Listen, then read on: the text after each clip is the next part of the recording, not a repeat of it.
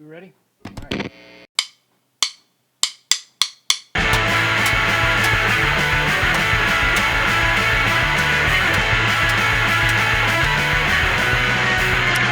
And welcome back to the Apollo City Comics podcast. Dude, I haven't done this in a minute. I haven't done anything of this in a minute. So thank you all for tuning in, for checking this out. I am Brandon Bloxdorf, the editor-in-chief and co-founder of Apollo City Comics Publishing, actually. And we're bringing back the podcast in various iterations. And I'm so excited because I will be interviewing every member of the team. And I'm hyped for you all to meet the team, to see everyone and have these cool 20, 30-minute conversations with them as I go through every single title, through every single book, through all of our main team and talk to them. And maybe we'll throw in some bonus people as well. Maybe we'll throw in bonus interviews over time as well. But right now we're just focused on Apollo. And besides that, check out our other show, Kicking It with Javi, where Javi Martinez is interviewing everyone who is launching Kickstarters. So if you want to be on top of the books we're crowdfunding, go check that out. But for now, we just released Soul Catchers issue 1 by Nishi Lee and Kai Brown. And so we're going to talk to Kai today. And she's such a phenomenal creator. We had her on the Shadow Anthology. We have her on a couple other books, like It's Probably Nothing and Kairos, with Javi Martinez, actually. So many cool stuff. So we have a cool little conversation where you get to hear all about Soul Catchers, her process, and just a little bit more. And it was such a good time. I love talking to Kai. So I hope you guys enjoy. Thanks for tuning back into the show. And yeah, let's talk about some indie comics. Do you find this like you make something and then you're making other things and then the original something comes out and you're like in such a different headspace by the time that one comes out that you like forget how to talk about it? Yeah, I totally get that. 100%. That happens with anthologies all the time. It's gonna happen with Teenage Babylon. I was thinking of Teenage Babylon in particular. Yeah. Anyway. Yeah. I was actually just writing part of Fake Your Death. All the art is done. I just got to finish the scripting and then send it over to letters. So it's almost there. But that gap between like when you're in the creative process and you're fully immersed in it and you're kind of just taking everything you're feeling at that time and pouring it into that project is such a different feeling from the release of that project once it's all together, even in your hands. Like sometimes is it hard for you to even look at like the book sometimes because you're just like I've had this and I've known about this for so long. I'm my mindset somewhere else. Like, is it weird to I know it's exciting to appreciate it, but is it a different kind of feeling than when you're creating it to you? Yeah, because then it puts you back in that mind space and that time. And with Soul Catchers in particular, I started writing it a little more than a decade ago. And so it takes me back to like when I lived in a different city. Like my life looked completely different. And it's kind of fun. It's like a little time machine. But yeah. I think that's like it's a good way to encapsulate where you were and like you're like what you're saying, your life at that point, you know? Yeah. Like even when I think about Teenage Babylon and Fake Your Death, I'm like, I'm not like as depressed as I was when I started the series. And I kind of gotta recenter myself into that. But what's it like having like the book out? Like and finally chapter 1 done, and I know the rest is in development. Oh, great. It feels really good. I still kind of can't believe it. I have it sitting on my shelf in the Apollo. What do you call those stands? Oh, WAM stands. Yeah. There you go. I have it sitting in the WAM stand. And every time I come upstairs, I'm like, oh my God, it actually exists and it's in the world. And yeah. It's such a good cover, and it's so cool because Nishi did such a good job on that too. Where it's very eye catching and very cohesive on the back. Shout out to Eric Allred for like putting that together a bit more. But tell me about Soul Catchers for a little bit, just for like the audience to know too. Yeah, so Soul Catchers is the first graphic novel I ever wrote. It's coming out as a 5-part comic series. We can talk more about the kind of experimental thing we're doing with that later, but it's a metaphysical mystery. So it takes dimensions of drama, trauma, and then also this interwoven suspense story. It's like a scavenger hunt through time and space and finding missing people.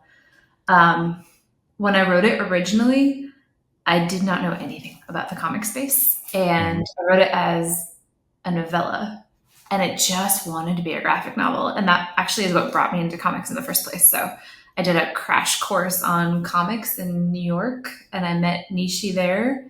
and we clicked. And she had this vision for the type of art for it that just fit and elevated what I had in my head. Um, so Soul Catchers is the result of letting the story be told in the way that it wanted to be told. That's so interesting, and I feel like it's taken on its own. It's funny you say that because even the way it wants to be told isn't like what you had originally planned either. Right. Now we working together for a number of years now and exploring different avenues and getting like the timeline and essence of the production of a comic and the bandwidth of creators and whatnot. It kind of led us to go down this very cool and unique path. And I love it because I have a comic series I've always wanted to do this with. So I'm like a little envious you like jumped at it in Oh, the sense no, too. that's Yeah, cool. Okay, yeah. well, You're letting me proving it do works, you it. know? Okay, I'll take it. But it's one of those things, now we have a different artist for every issue because it just turned out it elevated the story a little bit. Can you tell me why you wanted to choose that decision too? Yeah, so it started as well, like after the novella, this big graphic novel, and then just for release reasons, we thought, okay, let's do a 5-part series. And then Nishi delivered this first issue, and as it was coming in, we were thinking, well, if we want to jump straight to the full book after issue one, how do we do that and honor the voice of the story, and then do something just kind of interesting and something that might pique people's interest. And so that's where we came up with the idea for a different artist for every issue. It works nicely with the story too, because different characters end up playing a more prominent role in different issues or parts of the full book. So it's kind of, I'm seeing it as each artist and each issue is from the perspective of a different character. And that's so fun too, because it's like I think only in comics you can do something like that. Unless you're dabbling in animation and doing like a show, literally with multiple episodes or short form episodes. Like I don't know what other type of medium you could really take on a different persona almost. Yeah. Right. The closest thing I can think of is such a nerdy example, but it's the Harry Potter movies when they had different directors for the first four, and then after that they kept the same guy. But Yeah, yeah. no, honestly, yes. Or I guess in a musical sense, there's a band called the Deer Hunter, and then they did a giant album. It was called the Color Spectrum, and every color had just a different tone and vibe all throughout it. And it's such a cool little journey to go on for sure. But I think that's it. I don't know how else you could tell a story and have it look unique with every chapter at that point. And still be a cohesive whole. Yeah, Mhm. comics is such a fun place to make art. Yeah. Yeah. No, yeah, honestly. And so you have so many projects like in your wheelhouse too. We worked together first on the Shadow Anthology Dark Side's Calling.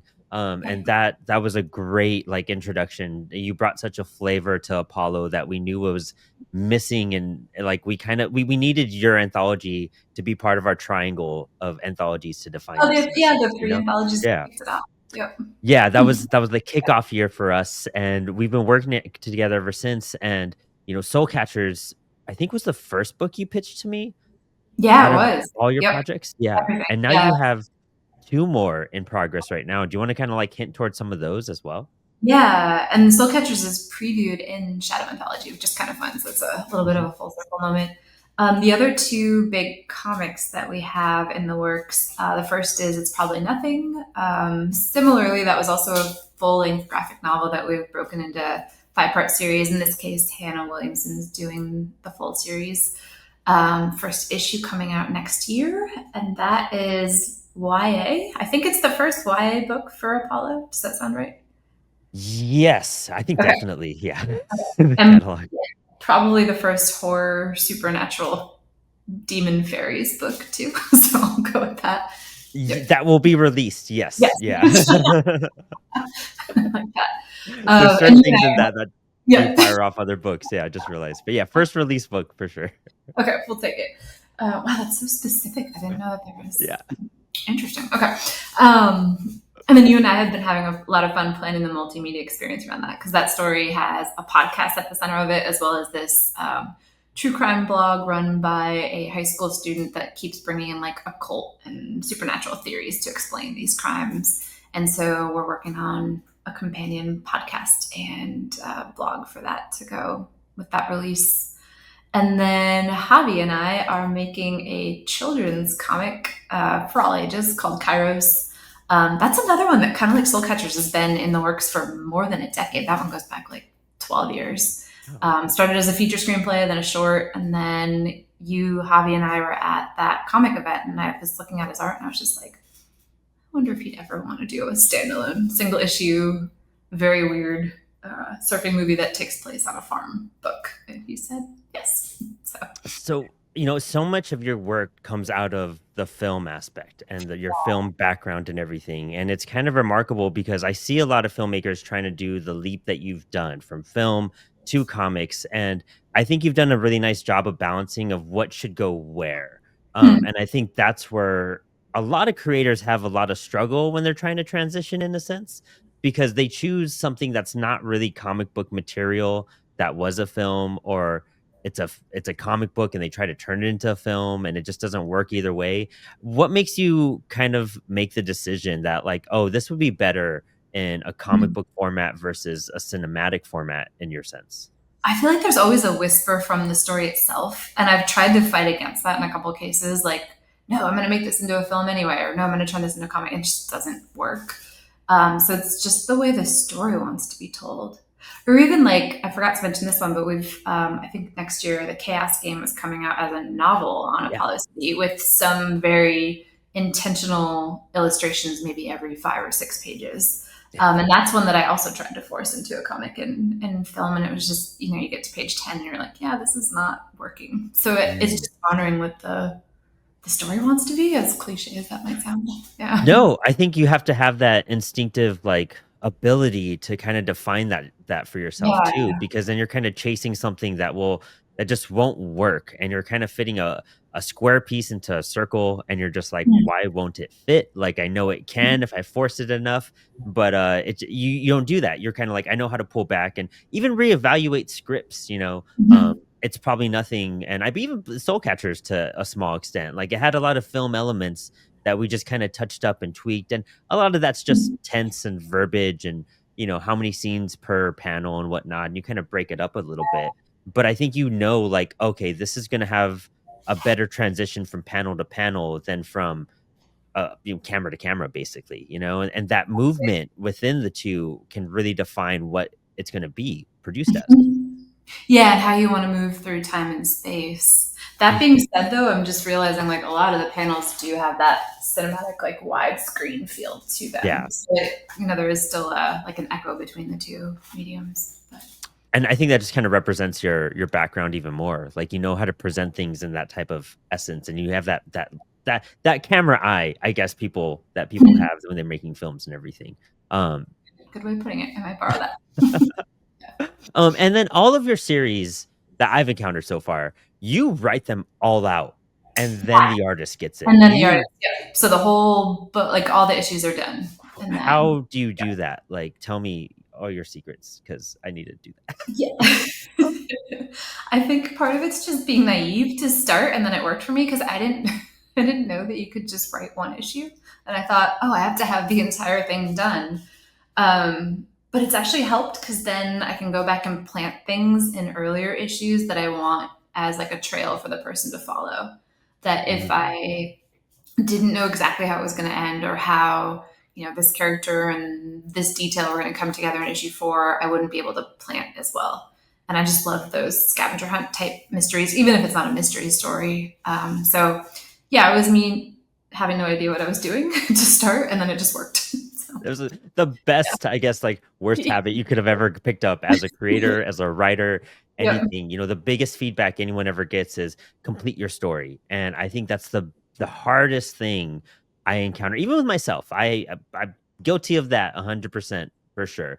But going in and just writing it all out, it doesn't matter who sees it or when they see it. Like you Mhm. said, two of these books have been in production technically for like 10 years. Decade. You got them out, they were completed, but guess what? You found the right people, and it's coming to life in the vision that you wanted, and something that you're really proud of now. If it would have come out 10 years ago, do you think things would have been a little different for you in, like, a career standpoint, in like a creative standpoint, or do you think this was just the right time for you? Yeah, this is definitely the right time. I can't imagine either, but I'm thinking of Kairos and Soul Catchers with different artists, like Nishi for issue 1 and Hobby for Kairos. and Hannah for IPN also. Um, and I don't think I'd had enough like hands-on deep film experience yet to let that also infuse into comics. So, Mhm. I've been dabbling and, went to school for it, but until you're really making stuff that you're doing because you want to do, not because you're doing it for somebody else or for a class, then, I just didn't have enough of that yet. And that's also really helped on the comic side as well. I love that. No, really, all of us should be creating for ourselves. Like we shouldn't be concerned about how it's being published, how some things are moving. I guess when you get more in a pro level and you could have that selection and that choice, and like, oh, I'm doing this because I need to write issue one so I could get paid, and so that we can move on and the series gets greenlit, and then I could write more. I know some people who just won't write unless they know they're getting paid for the writing, or won't draw unless they're getting paid for their drawing. And Huh.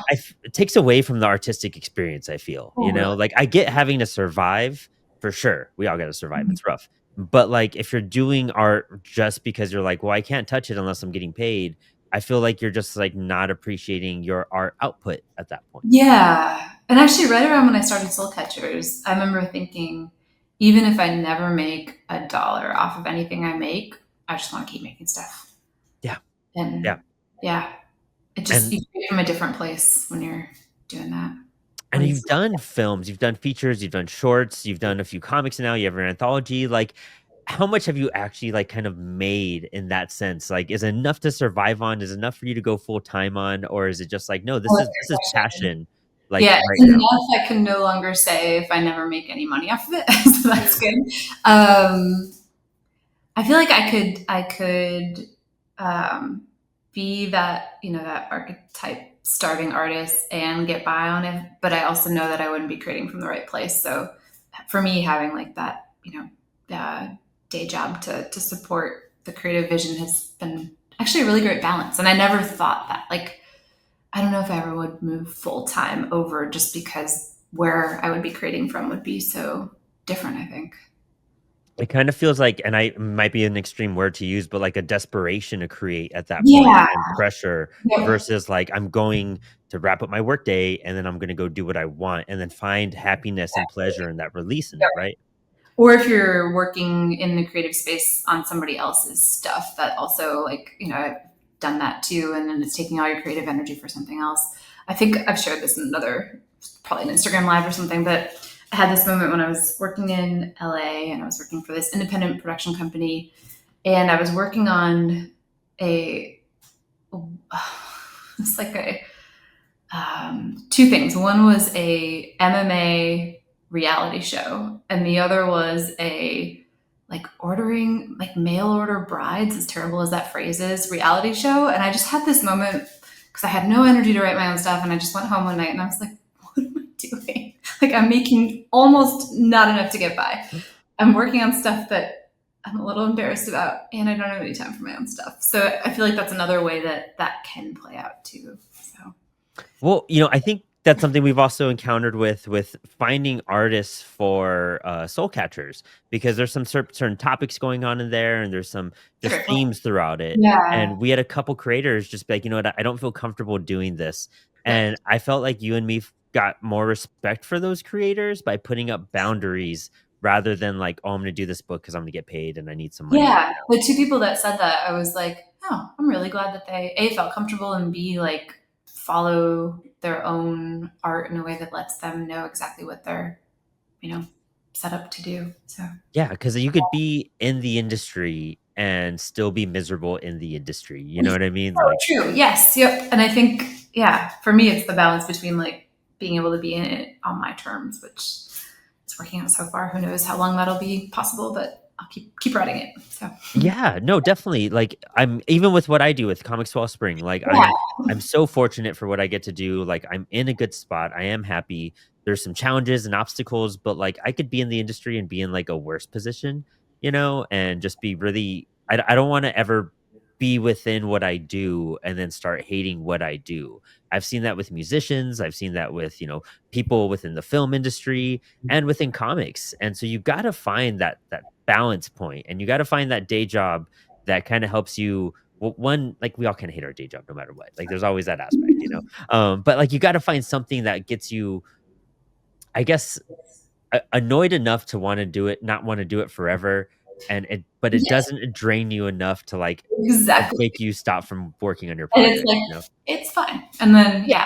Have you ever seen those lists of like writers of the past or creators of the past in their day jobs? Because like Kafka was a mail carrier, and like yeah. there's a handful of others like that that I always keep in my head too. Yeah, no, honestly, you have to there's something about that too. Mhm. I don't know, maybe it's just a tangent or a rant, but like when I think about writing advice that, creators I grew up loving and creators I grew up in the 40s, 50s, 60s, 70s, 80s, and 90s.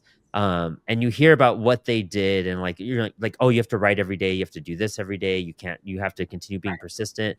And I feel like that advice worked really well in those times because it Mhm. was a little bit easier to survive in those times Generally, versus now. yeah. Yeah, like, jobs were a bit better, I'm not gonna say a bit better, but, like, you could survive off of a full-time job. You could survive even sometimes off of a part-time job and have a place to live and live that, starving artist life, Right. but you would be okay. But nowadays, like, I don't know anyone who isn't working 40 hours a week plus, Plus and whatever. then Yep. yeah, That's a really good point. Yeah. It's it's that very different now. small fraction that makes it that big. And Yeah. then there's so many super talented creative people that do exactly that. Yeah, Yeah. exactly. It's weird how we have to like redefine and reword how to survive in art as an artist now in, Mhm. 2025 especially um versus anything else. So I know we all encounter distraction even with phones. Like the advice they would give was pre-technology too in a That's a sense, good point too. pre-internet. I'm like literally writing with a pen on paper, which Yeah, I can't do. Yeah. like you have distractions like crazy. You have to figure out how to manage your social media. You have to figure out how to like manage your bandwidth on social media too, because that can just like get you defeated instantly. Do you encounter any of that in your writing spurt since you've had Hmm. time and experience with it? Is it harder for you to take on a new project now and create Hmm. versus when you first started maybe Soul Catchers or something? Yeah. I feel like so many of the technology advances are like integral to my flow. Like I can't imagine writing without music on YouTube or Spotify or whatever soundscapes and without Google Docs and Final Draft and all that Yeah. kind of stuff. Um, and my attention span is so much shorter. Like I can do a sprint and then I'm like looking over here at this. Yeah. Yeah. Then I can go back and forth because then it's like, but then I can look up all these wild things and how You don't to got to go to the library and research and like Google search history that has things like Hannah and I were laughing about it when we were making it's probably nothing because now she has bone saw like in her search history. Um, yeah, so mixed, I would say. I'm personally not great at the social media. I'm not even good at the social media side of things, and so I'm often thinking like, oh, I should do more, or like if I was better at this, or this story doesn't fit that. But I just, it's a double-edged sword, I feel. You yep, could not be present, but then your mental health is probably a lot better. also true. Or you Yep. could be very present and on top of it, but you're probably a little bit miserable too at the And same then a time. lot of your creative energy goes into that too. Because I know the handful of campaigns that I've done, it's like, okay, let me make another post. Yeah, yeah, Yeah. exactly. Now, I mean, I'm so thankful for the team at Apollo because it's helped with that bandwidth, and everyone takes a little chunk of that, and we all kind of contribute towards it. And it's definitely helped because I know the first, 3 or 4 campaigns we did, it was exhausting. You know what I mean? Now we could run 2 or 3 campaigns at once, At and the we same have time, yeah. yeah, Yep. which is great, and there's a better understanding of things and balance, but also our goals and realistic timelines are a bit better. But, Mhm. like, when you're just going at it and promoting it hardcore on your own book, I haven't promoted my own book in a minute, I've been promoting other people's books, so that kinda helps, you know? But it's one of those things, it's all about bandwidth and balance, and I think, you as a creator who's done, film and, short films and then going to comics and, novels and everything, you found a balance between the way your work, operates and the way your stories should be presented. And just like with you and your day job, like you found a balance between what keeps you fueled and surviving and what keeps you motivated and inspired to continue producing work and whatnot too. Um, it's interesting. Creators are always juggling different swords and arms to make sure we're okay to just produce a piece of art that hopefully someone Yeah. sees and likes. That's a little bit of a full circle moment for me too, because when I wrote Soul Catchers, I took kind of a sabbatical from working. Like I, ended a job and I was like, I'm just going to wait a few months and let myself just write. And it was such a special time. And I realized that without any structure, like I wasn't writing as much as when I do have structure from a day job. And so it kind of let me be like, okay, this was really helpful for knowing how I create best. And I hadn't fully connected that, but that was when I started Soul Catchers. And then what you just described, it's like, wow, it's changed a lot. So It's wild. Yeah. Well, I'm excited to see the next release from you. I'm so excited to start promoting It's Probably Nothing, and the transmedia campaign we have, what we're building up for that. It's going to be really exciting. I believe we have that slated for March of 2026. Geez, that's insane. 2026. And then we have your book with Javi slated for this a few months after that. I think it's in May or something, or maybe before that. I don't remember the timeline now. I know Javi's doing a dual campaign with it, so it'll be cool. So many books. But Kai, this is I love talking to you, and it's super great. I'm super glad that everyone gets to hear a little bit more about Soul Catchers and what you do, and gets a better understanding. We'll be interviewing all of our Apollo creators on the show. Super hyped that we're starting with you because we just released it and it's listed on ApolloCityComics.com. You get your digital or physical copy now. It is beautiful. We'll try to get Nishi on the show soon. She'll have the blank camera, but it'll still be fun. I know how she operates online, which is pretty interesting. So, Kai, anything last words on Soul Catchers at all? I actually forgot we were doing an interview, so that's really funny. It was just such a nice conversation. So hopefully there's like something usable in there. Probably 100%.